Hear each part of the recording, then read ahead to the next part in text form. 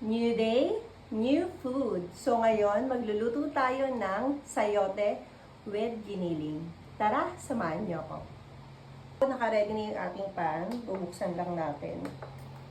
Ilalagay kagad natin kahit hindi pa mainit yung ating giniling. So hintayin lang natin magmantika to. So, okay na yung ating giniling. Ang dami na niyang mantika. Kung mapapansin niyo, kailangan ko lang yung ating pen.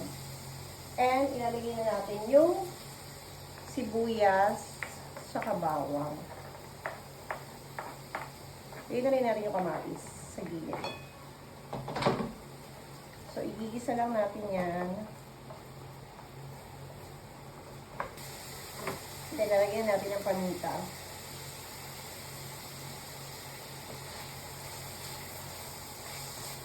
Tingnan natin yung ating sayote.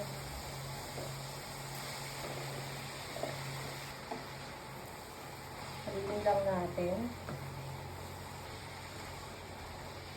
Lalagay tayo ng chicken cubes and konting asin. And maglalagay lang tayo ng konting tubig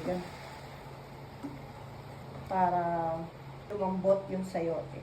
Tapos, tatakpan natin. So, pwede na to. Malambot na yung ating sayote with giniling. Kulang tayo ng onte para tikman. Hindi na muna papatayin sa apoy para konti lang. So, ayan yung ating giniling.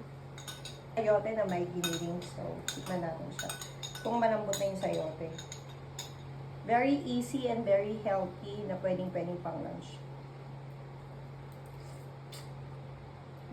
So, medyo crunchy pa siya. Hindi siya ganun kalambot. Mas okay ito. Kaya yung parang madudurog na. Kasi kagabi, nagsangyup kami. So, puro karne.